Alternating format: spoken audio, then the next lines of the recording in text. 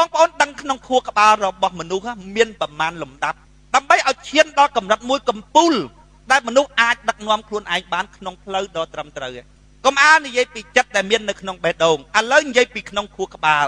វាទៅតាមលំដាប់លំដោយរបស់វាទី1គឺសតិទី2គឺសម្បញ្ញៈទី3គឺមនសិការទី4គឺឧត្តមកតេហើយនៅអមក្នុងធាតុទាំង4ហ្នឹងគឺបញ្ញាមានមុខនាទីជាអ្នកសម្របសម្រួល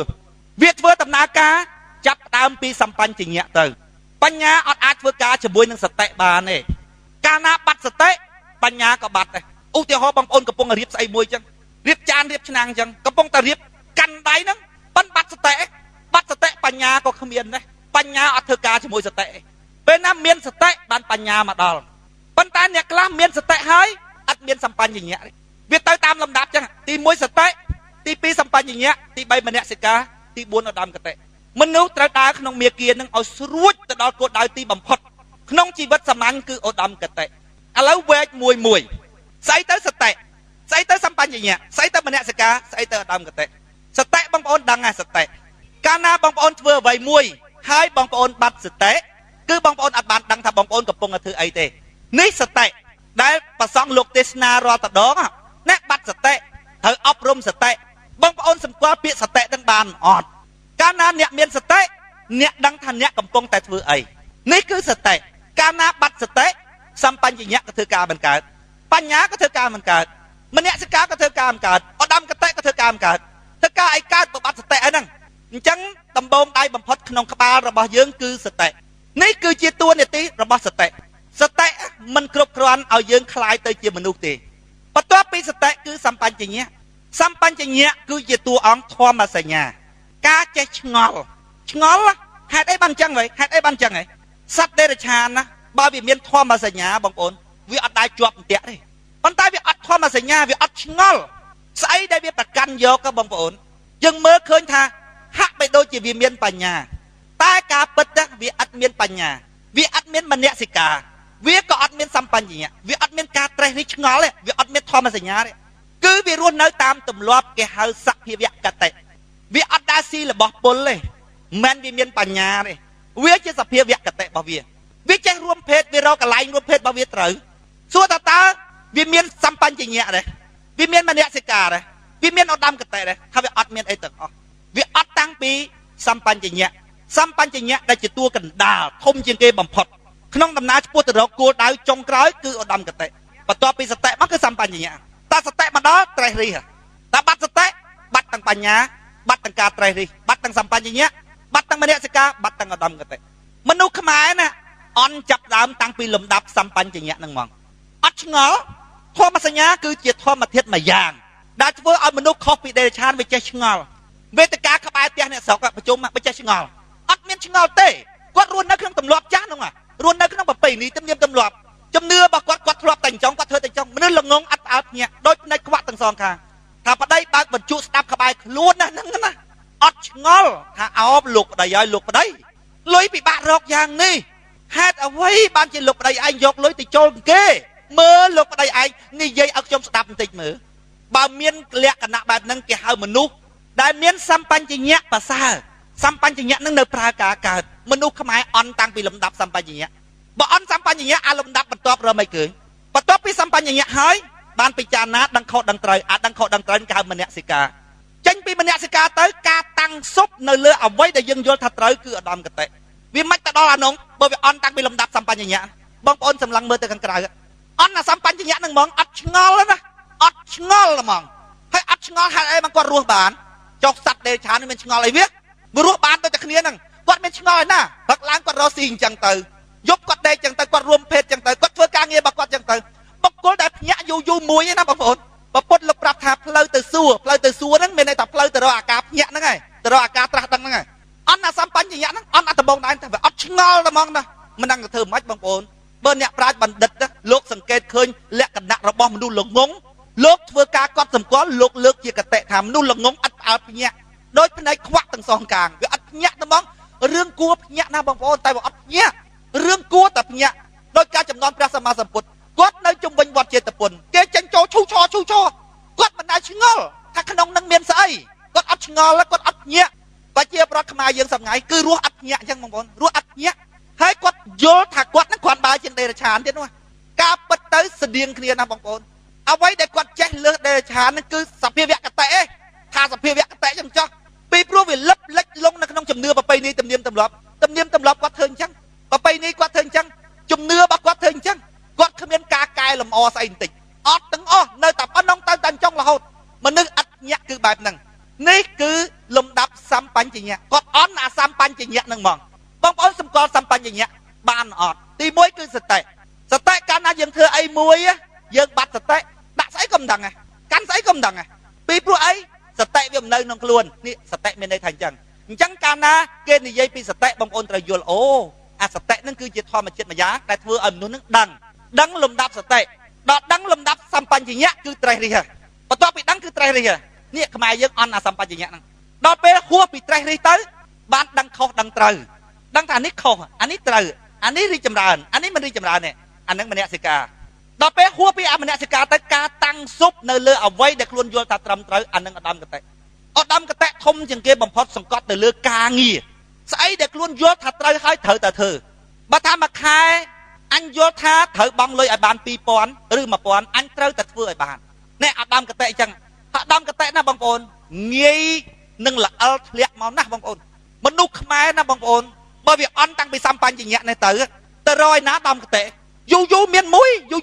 មនុស្សមានឧត្តមគតិបងប្អូនពួកឧត្តមគតិអ្វីបាត់តែវាជាគុណធម៌ណាបងប្អូនប៉ុន្តែគុណធម៌មួយនេះណាអត់មែនដូចមេត្តាករុណាមុទិតាឧបេក្ខាទេអត់ដូចអាធម្មធាតុធម៌អស់ហ្នឹងទេមេត្តាករុណាមុទិតាជាធម្មធាតុធម៌ដែលស្អិតក្នុងចិត្តទឹកពីងដូចជាចិត្តអញ្ចឹងស្ករដូចជាមេត្តាអញ្ចឹងយើងអាចយកស្ករទៅដាក់ក្នុងទឹកពីងវាលាយតែពេលណាយើងយកទឹកនឹងមហលិតគឺទឹកនឹងមានជាតិផ្អែមមនុស្សដែលមានធម្មជាតិជាអ្នកមេត្តាគេអាធម្មជាតិមេត្តានឹងវាដុះក្នុងចិត្តមេត្តាករុណាកំហឹងស្រឡាញ់ស្អប់អាធម្មជាតិហ្នឹងគឺធម្មជាតិដែលប្រឡាក់ក្នុងចិត្តកុសលធម៌និងអកុសលធម៌ដែលស្អិតក្នុងចិត្តមេត្តាករុណាមុទិតាខន្តីសុទ្ធសឹងតែជាធម្មជាតិធម៌ដែលស្អិតនៅក្នុងចិត្តចំណែកឧត្តមគតិជាគុណធម៌ដែរប៉ុន្តែអាសត្វនឹងអត់ស្អិតក្នុងចិត្តទេវារបៀបដូចចានអញ្ចឹងហើយចិត្តរបៀបដូចរបស់ដែលយើងដាក់ក្នុងចានឧទាហរណ៍ថាយើងដាក់ទៅរៀននៅក្នុងចានចិត្តតែតាំងស៊ុបនៅលើស្អីដែលយើងយល់ថាត្រឹមត្រូវអាចិត្តតែតាំងស៊ុបហ្នឹងគេហៅឧត្តមគតិវាងាយល្អិលបងប្អូនងាយល្អិលព្រោះរបស់ដាក់ក្នុងចានបងប្អូនឃើញចាក់វាចេញទៅវិញប៉ិនបើស្គរកពុបចូលក្នុងទឹកងាយទេបងប្អូនតែមនុស្សនឹងមានចិត្តអាណិតមេត្តាករុណាអានៅក្នុងបេះដូងគឺមានគឺអញ្ចឹងមនុស្សនឹងមានកំហឹងច្រើនមានសេចក្តីចំណែនច្រើនវាស្អិតក្នុងចិត្តហើយអានឹងនៅក្នុងបេះដូងប៉ុន្តែឧត្តមគតិវានៅក្នុងក្បាលណាការតាំងស៊ុបនៅក្នុងសេចក្តីល្អមិនទម្លាក់វាជាប្រភេទគុណធម៌ដែរឧត្តមគតិប៉ុន្តែអត់ស្អិតក្នុងចិត្តទេវាងាយនឹងល្អិលណាស់បងប្អូនមនុស្សងាយនឹងល្អិលធ្លាក់ពីឧត្តមគតិណាស់ឧត្តមគតិការតាំងស៊ុបនៅក្នុងសេចក្តីល្អណាបងប្អូនស្តៀងនឹងបងប្អូនមានដែកមូលមួយដែកតាន់ហើយមកអោបចុះតតឹងវាប្រហែល2ទឹកទៅចុះឬក៏3ទឹកទៅចុះដាក់ជាស្ពានមួយរួចហើយគេច្រូចខ្លាញ់ច្រូចព្រេងពីលើហើយឲ្យមនុស្សដើរដោយជើងទៅទេ100នាក់ធ្លាក់ចង់99នោះមិនងាយអាណាតោងជាប់ទេឧត្តមគតិមិនងាយទេណាបងប្អូនមនុស្សមានឧត្តមគតិណាបើអញបានទៅសន្យាថាមួយខែអញត្រូវតែចូលលុយ4000ទោះបីជាទើសស្អីក៏ដោយអញត្រូវតែចូលឲ្យបានហេថ្ងៃហ្នឹងដូចរៀងខ្ជិលខែហ្នឹងរៀងចេះចូលល្អិលធ្លាក់មកបាត់ហើយមនុស្សដែលតាំងស៊ុបនៅក្នុងសេចក្តីល្អដែលព្រះសម្មាសម្ពុទ្ធលោកសម្ដែងថាការតាំងស៊ុបនៅក្នុងសេចក្តីល្អមិនទម្លាក់គឺជាមង្គលដ៏ឧត្តមមនុស្សមានឧត្តមគតិណាបងប្អូនជួនកាលបងប្អូនវាមានបរិយាកាសខាងក្រៅមិនកាលពីមិនទាន់ការប្រពន្ធរៀបចំក្រុមគ្រួសារនឹកក្នុងចិត្តថាអញត្រូវធ្វើអញ្ចឹងដល់ពេលការប្រពន្ធគ្រួសារខាងប្រពន្ធគេមានជាងយើងទិញគេលុបលើពេលនោះអាបរិយាកាសខាងក្រៅទាញយកទៅបាត់ទៅល្អិលធ្លាក់ចុះពីឧត្តមគតិមិនងាយទេណាបងប្អូនឧត្តមគតិហ្នឹងណាជាប្រភេទគុណធម៌ដែរប៉ុន្តែអត់ស្អិតក្នុងចិត្តទេការតាំងស៊ុបនៅលើសេចក្តីល្អមិនព្រមទម្លាក់អានឹងជាឧត្តមគតិហើយបើខ្មែរយើងទៅរកឧត្តមគតិឯណាបើវាចិត្តផ្លូវតាំងពីដំបូងដែរលំដាប់របស់វាសតិហើយសម្បញ្ញញ្ញៈឯមនសិការឲ្យបានឧត្តមគតិក្រោយខ្មែរយើងអន់តាំងពីសម្បញ្ញញ្ញៈទៅឆ្ងល់តែឆ្ងល់បានដឹងខុសដឹងត្រូវអាដឹងខុសដឹងត្រូវនេះអានឹងមនសិការភ្ញាក់ដែរភ្ញាក់តាមរបៀបដឹងខុសដឹងត្រូវប៉ុន្តែដឹងខុសដឹងត្រូវឲ្យគ្នាយើងមកកណោបងប្អូនឃើញអីដឹងខុសដឹងត្រូវអ្នកសាស្ត្របញ្ញោយើងច្រើនណា ប៉ុន្មានឧត្តមកតេណាមានតាំងសុបឯណាដឹងថារឿងហ្នឹងជារឿងទាំងអស់គ្នាអញត្រូវចូលលុយប៉ុន្តែអ្នកចូលលុយបងប្អូនឃើញតិចទេអ្នកចូលរួមវេទិកាតិចទេប្រឡំដឹងខុសដឹងត្រូវគេមានមនសិការគេដឹងថាខុសដឹងថាត្រូវប៉ុន្តែគេអត់មានឧត្តមកតេផងមិនងាយរទេណាបងប្អូនហើយក្នុងជីវិតរស់នៅប្រចាំថ្ងៃបងប្អូនមានសម្ពាធច្រើនណាស់ឧទាហរណ៍ថាមកវេទិការបស់យើងដំបងដៃមានមនុស្សចូលរួមច្រើនណាស់ដល់ក្រោយមកវាធ្លាក់ទៅអាហ្នឹងជាសម្ពាធមួយមនុស្សគ្មានឧត្តមកតេណាបងប្អូនឬឧត្តមកតេហ្នឹងវាទឹមចាប់ដើមបាច់វាខ្សោយបាក់ទឹកចិត្តហ្មងទៅនេះគេថាអញ្ចេះទៅនោះគេថាអញ្ចោះហើយទៅតាមគេតែហ្មងល្អើធ្លាក់ពីអាហ្នឹងទៅបាត់មានឧបសគ្គច្រើនណាស់បងប្អូនដើរលើអាស្នួរមួយដូចស្នួរដែកមូលមួយអញ្ចឹងណារួចហើយគេចាក់ខ្លាញ់លើហ្នឹងងាកធ្លាក់ទៅហ្មងថាទៅ1000អ្នកធ្លាក់អស់999ហើយបងប្អូនមិនងាយមានអ្នកមានឧត្តមកតេទេមនុស្សដែលមានឧត្តមកតេគឺជាមនុស្សដែលតាំងសុបនៅលើសេចក្តីល្អអ្វីដែលខ្លួនយល់ថាត្រឹមត្រូវមិនទម្លាក់ទេទោះបីជាប្រពន្ធក៏ដោយកូនក៏ដោយក្រុមគ្រួសារក៏ដោយហិរញ្ញវត្ថុសង្កត់សង្កិនយ៉ាងណាក៏ដោយមានពេលខ្លះបងប្អូនវាច្បាំងគ្នាខ្លាំងណាស់រវាងចិត្តវានៅខាងក្រោមវាឡើងទៅធ្វើការដែរវាចង់បាននេះវាចង់បាននោះចុះឧត្តមកតេទប់មិនឈ្នះល្អិលផ្លាញមកភ្លាមហ្មងហើយបើអ្នកមានឧត្តមកតេមានសម្បញ្ញៈខ្សោយឲ្យអាចិត្តនឹងទៅវាយលុកដល់ទីបញ្ជាការរបស់វាគឺខួរក្បាលហើយចប់បដ ாய் ដូចសំរងស៊ីអីនេះណាបងប្អូនចិត្តរបស់គាត់គុំគួនគាត់ឈឺចាប់តាំងពីក្មេងដូច្នេះអាចិត្តនឹងវាវាយលុកទាំងអស់ក្នុងខួរក្បាលគាត់ហើយរកពន្លឺដែលឃើញថាអាជីវិតត្រឹមត្រូវយ៉ាងម៉េចនោះរកអត់ឃើញទេវានៅសល់តែចិត្តគុំគួនហ្នឹងដល់ពេលអញ្ចឹងអាចិត្តនឹងវាឡើងទៅធ្វើការទាំងអស់អាបត់ពិសោធន៍ដែលយើងហៅថាតួបញ្ញាក៏ជួយធ្វើការឲ្យអាកំណត់អាក្រក់ហ្នឹងដែរឲ្យអាចិត្តហ្នឹងដែរវាបាត់អមនសិការវាលុបលើអស់ហើយពីព្រោះចិត្តទៅវាឡើងទៅធ្វើការខ្ទេចខ្ទីអស់ហើយដោយរបៀបថាពឹសស្អីមួយមុតដៃយើងចឹងណាដោយពោះចិត្តយើងពឹបហើយយើងរុំវាអត់តាន់ដល់រុំវាអត់តាន់វាជ្រាបទៅដល់ខួរក្បាលបាត់ទៅហើយមនុស្សដែលមានចិត្តដឹកមុខក៏បងប្អូនសម្បញ្ញៈមនសិការឧត្តមកតេល្ងឹតហឹងតែរុំផ្សែងភ្លើងឡើងល្ងឹតតែសំរាំងស៊ីកឹមសុខាយសត្វតែប្រភេទហ្នឹងប៉ុន្តែសំរាំងស៊ីគាត់មានចិត្តគាត់មួយគឺថាចិត្តគុំគួនចិត្តគំនុំដល់ពេលកឹមសុខាចិត្តដែរប៉ុន្តែចិត្តចង់បានមុខចង់បានមាត់អាភិបត្រឹមទៅអស់ហើយតាមមនុស្សឲ្យលោកធម៌ដឹកពីមុខហើយលោកធម៌ជាធម្មធាតុអាក្រក់ស្អិតក្នុងចិត្តលៀបយោតសាអាលៀបយោតសានឹងវានៅក្នុងចិត្តខ្លាំងមែនតើណាបងប្អូនវាច្រាលដូចពឹសពោះអញ្ចឹងវាច្រាលចូលទៅលុបលើទាំងអស់មនសិការក៏ដោយសម្បញ្ញៈដោយឧត្តមកតេដោយបាត់អលីងអាអស់នឹងคล้ายទៅជាឧបករណ៍សម្រាប់បំរើឲ្យធម្មជាតិអាក្រក់ក្នុងចិត្តហ្មងអាបញ្ញាបត់ពិសោធន៍ដែលខ្លួនធ្លាប់មានមកព្រោះបញ្ញាជាបត់ពិសោធន៍ដែលខ្លួនធ្លាប់ធ្វើអីមកឧបមាថាលួចគេអញដឹងថាលួចចេះបានបញ្ញាគ្រាន់តែជាបត់ពិសោធន៍ទេអត់មានទាន់ខុសឬត្រូវទេវាជាបត់ពិសោធន៍អាបញ្ញាដែលព្រះសម្មាសម្ពុទ្ធលោកសម្ដែងឲ្យលោកឲ្យតម្លៃគឺឧត្តមកតេការតាំងសុបនៅលើសេចក្តីល្អមិនទម្លាក់អបញ្ញាបែបបត់ពិសោធន៍ទាំងខុសទាំងត្រូវលួចគេក៏អញចេះប៉ុន្តែគ្រាន់តែធ្វើឬមិនធ្វើទេអាលួចគេក៏អញចេះអាដុតផ្ទះគេក៏អញចេះអញដឹងថាទឹកវាក្តៅភ្លើងវាចេះវាចុះអញដឹងថាបត់ពិសោធន៍តែមនុស្សនិយាយចេះចង់បានផលប្រយោជន៍អីពីគេអាបត់ពិសោធន៍ដែលយើងបានដឹងហ្នឹងអានឹងគេហៅបញ្ញាវាចាប់ធ្វើការចាប់ពីលំដាប់សម្បញ្ញៈទៅកាលណាសម្បញ្ញៈចាប់ដើមត្រេះនេះបញ្ញាមកជួយចេះហួសពីសម្បញ្ញៈទៅចូលដល់មនសិការចាប់ដើមដឹងអានេះខុសទេអានេះត្រូវទេវាចាប់ដើមបែងចែកដឹងខុសដឹងត្រូវដល់ដឹងខុសដឹងត្រូវរួចហើយបានមានចិត្តមួយគឺតាំងសុបនៅលើអ្វីដែលខ្លួនយល់ថាត្រឹមត្រូវមិនព្រមទម្លាក់ចោលអានឹងឧត្តមកតេហើយបើខ្មែរចិត្តតាំងពីសម្បញ្ញៈនេះអាសម្បញ្ញៈគឺឆ្ងល់វាអន់តាំងពីអាឆ្ងល់បងប្អូនមើលយើងធ្វើវេទិកាអញ្ចឹងគាត់ប្រព្រឹកទៅប្រព្រឹកមកតែឆ្ងល់អីទេអ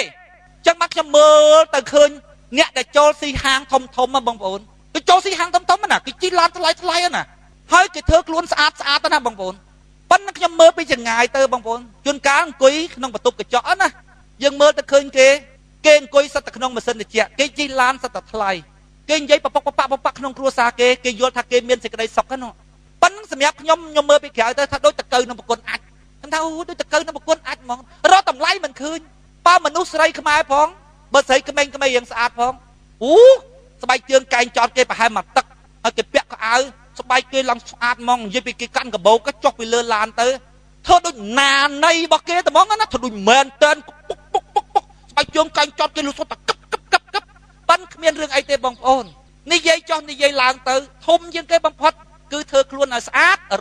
តាក់ប្រុសណាអូខ្លាំងមួយបានធ្វើប្តីរួចហើយ គេដើរអួតប្រាប់គេប្រាប់ឯងអញវាលយតែប៉ុណ្ណឹងរឿងតែប៉ុណ្ណឹងចាំខ្ញុំថាអូយបងប្អូនហើយបងប្អូនដូចរកន្លែងណាតសើមិនឃើញបើកទស្សនាវដ្តីឃើញតលេលៀបខ្លួនតសើទៅនេះធំនេះបំបាញ់បញ្ចេញបញ្ចូលសពគ្រប់បែបយ៉ាងទាំងអស់ខ្ញុំមើលសពតែសង្គមខ្មែរទាំងទៅស្អីរមនុស្សមានឧត្តមកតេវាអត់ឃើញណាបងប្អូនមិនមែនយើងមិនឲ្យស្អាតទេបងប្អូនព្រះសម្មាសម្ពុទ្ធក៏លោកសម្ដែងអំពីអនាម័យដែរលោកមិនឲ្យកក្រិចកគ្រក់ទេក្នុងជីវិតជាមនុស្សត្រូវមានអនាម័យប៉ុន្តែក្រៅពីរឿងហ្នឹងណាបងប្អូនឧត្តមកតេសំខាន់ណាស់ឧត្តមកតេជាមនុស្សណាបងប្អូនស្អីដែលយល់ថាត្រឹមត្រូវគឺតាំងសុបមិនព្រមទម្លាក់ក្នុងនាមអញជាពលរដ្ឋរស់នៅក្នុងសង្គមអានឹងលំដាប់មនសិការដឹងថានេះគឺជាកាតព្វកិច្ចរបស់អញហេតុអ្វីបានជាអញឲ្យគេធ្វើតែឯងណហើយអញចាំដេកស៊ីណនេះអានឹងគេហៅមនសិការវាភ្ញាក់ដឹងខុសដឹងត្រូវប៉ិនក្រោយពីដឹងឲ្យក្រុមយើងសម្បូរណាវាដេកដដែលវាមានអាមនសិការវាអត់អាដាមកតេហ្នឹងមិនងាយរកទេណាបងប្អូនមនុស្សមានឧត្តមកតេណាមនុស្សស្មើចង់ស្មើដើមបងប្អូនធម្មតានឹងណាមនុស្សអញ្ចឹងនឹងណាមនុស្សនឹងបានណាបងប្អូនតើតាខួរក្បាលហ្នឹងគ្របសង្កត់ចិត្តបានចិត្តហ្នឹងអត់ឡើងមកធ្វើការបានទេមនុស្សនឹងសង្កត់ចិត្តប៉ិនសង្កត់ដោយគ្មានបញ្ញាណាបងប្អូនវាទៅជាធ្វើបាបចិត្តទៅវិញពីព្រោះធម្មជាតិរបស់ចិត្តណាបងប្អូនវាត្រូវការសបាយវាត្រូវការស្រឡាញ់វាត្រូវការស្អប់ហើយវាមានសារៈសំខាន់ខ្លាំងណាស់ក្នុងខ្លួនរបស់យើងចិត្តអ្វីដែលនៅក្នុងខួរក្បាលប្រៀបដូចជាអ្នកបគោអញ្ចឹងណែអាគោប្រៀបដូចជាចិត្តអញ្ចឹងអ្វីបាត់តែអ្នកបគោវាសំខាន់ប៉ុន្តែបើអត់គោគ្មានអាណាអូសទៀតហ្នឹងទេចិត្តសំខាន់ណាបងប្អូនចិត្តដែលមានមេត្តាចិត្តដែលមានវិរិយៈចិត្តដែលមានសេចក្តីអាណិតអាសូរចិត្តដែលស្រឡាញ់ចិត្តហ្នឹងធ្វើការខ្លាំងណាស់បងប្អូនប៉ុន្តែត្រូវនាំមុខទៅដោយអាមដុំ4ខាងលើនេះសតិសម្បញ្ញៈមនសិការឧត្តមកតេហើយនឹងបញ្ញាវាត្រូវនាំមុខទៅដោយអាពួកហ្នឹងវាសំខាន់មែនប៉ុន្តែជិះទៅលើគេទេណាទៅណាទាំងអស់គឺចិត្តអ្នកអៀវឯណាចិត្តទៅធ្វើការទាំងអស់ណាបើគ្មានចិត្តមេត្តាករុណាធ្វើការមិនកើតទេបងប្អូន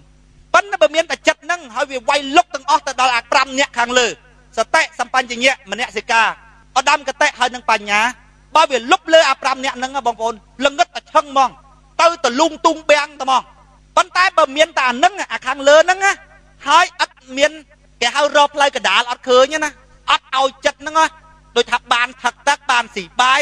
បានរំវងបានដើរលេងអីខ្លះណាអាតាចាស់ខាងលើហ្នឹងអា4 5អ្នកខាងលើតាំងពីអាតួធំនិងអាទីប្រឹក្សាវាខាងលើហ្នឹងវាអន់ឧទាហរណ៍ដូចធម្មមេចាខ្លាំងបងប្អូនឃើញទេអង្គុយកតំតាំងពីព្រឹករហូតដល់ល្ងាចអង្គុយកតំនិយាយពីចិត្តណាអាកូនក្មេងវាត្រូវការស៊ីស្ករគ្រាប់វាត្រូវការលេងបៀវាត្រូវការដើរលេងប៉ុន្តែបើអត្តាចាស់ខាងលើតាំងតែងពេកចងអាកូនក្មេងហ្នឹងដាក់លើហឹងហ្មងសប្ងៃធម្មមេចាហ្នឹងចឹងងាកមិនហ៊ានកម្រើកផងពួកអត្តាចាស់របស់គាត់ខាងលើហ្នឹងវាអត់ដឹងថាយ៉ាងម៉េចហៅថាសិលអាម៉េចហៅថាមនុស្សឲ្យមានធម្មធាតុកដាលដែលពុទ្ធលោកហៅថាហីអត់ដឹងណាគាត់ស្មានថាអង្គុយកតំអត់មាត់អញ្ចឹងហ្នឹងវាអស់ចាត្មងអញ្ចឹងគាត់យកអាកូនក្មេងទៅចងដៃចងជើងចិត្តទៅបងប្អូនដូរផ្លាស់គ្រប់វិនាទីបន្តិចស្រឡាញ់បន្តិចស្អប់ថ្ងៃហ្នឹងចង់ធ្វើស្រាប់ស្អែកឡើងហត់លែងចង់ធ្វើចិត្តប្រែប្រួលគ្រប់វិនាទីមិនតិចស្រឡាញ់ស្រីហ្នឹង 4-5 ខែក្រោយមកបានរៀបការរៀបអស់ទៅវិញចិត្តប្រែប្រួលគ្រប់វិនាទីទាំងអស់ត្រូវដឹងពីលក្ខណៈរបស់ចិត្តអាខាងលើ 4-5 នាក់នេះវាជាអ្នកមើលអាចិត្តហ្នឹងត្រូវដឹងថាបើអាចិត្តហ្នឹងងាប់អ្នកបរទៀនហ្នឹងក៏ទៅណាមរួចហើយព្រោះគោងាប់ហើយសំខាន់ណាស់គោប៉ុន្តែបើឲ្យគោនឹងជាអ្នកនាំផ្លូវឲ្យយើងអា5អ្នកខាងលើអត់ចេះមើលវិញវាងាប់វិញដែរវាដើរតែបកាច់បកិនអញ្ចឹងមានពេលខ្លះកុំតាំងតែងរបៀបតាំងតែងចំពោះខ្លួនឯងពេកបើត្រូវច្រៀងក្រៅអូខេក៏ច្រៀងទៅធម្មតាបើត្រូវវាយបៀកតេលេងនៅផ្ទះវាយទៅប៉ុន្តែនៅក្នុងរង្វង់ដែលអាតាចាស់5អ្នកខាងលើនឹងវាទទួលយកបានណាហើយលេងប៉ុណ្ណេះបានហើយធ្វើប៉ុណ្ណេះបានហើយធ្វើដល់កម្រិតនេះមិនកើតទេជាមនុស្សហើយត្រូវចេះប៉ុន្តែត្រូវអនុគ្រោះឲ្យកូនក្មេងនឹងដើរលេងផងបើអ្នកធរវិញសប្ងៃចងរហូតចងអាក្មេងនឹងវាចងតែខ្លួនវាទេប៉ុន្តែចិត្តមកវាមិនព្រមទេក៏សង់ច្រើនណាស់ធ្វើកតំគ្រាន់តែសឹកមកវិញងាប់ជ្រួលជ្រាលជាងឯងផងពួកអីពួកកាលពីនៅក្នុងសិលនឹងចងគ្នាទេវាអត់មានបង្រៀនចិត្តនឹងឲ្យទៅចិញ្ចឹមគាត់ចងហ្មងចងខ្សែខាងក្រៅហ្មងណាខ្ញុំថាងាប់ហើយកុំថាធ្វើមកធ្វើជាធម្មមេចាគេគោរពមកប្រទេសសំបីតែធម្មមេចាគេគោរពមកពិភពលោកណាបងប្អូនក៏ខ្ញុំមិនព្រមធ្វើដែរមួយថ្ងៃមិនឲ្យខ្ញុំមាត់មិនឲ្យខ្ញុំនិយាយអីសោះធ្វើកតំអញ្ចឹងងាប់ហើយបានគេគោរពហើយទៅខ្ញុំខ្ជិលមែនណាហត់តាខ្ញុំធ្វើតាមធម្ម ជីវិតខាងក្នុងប៉ុណ្ណឹងធម្មតា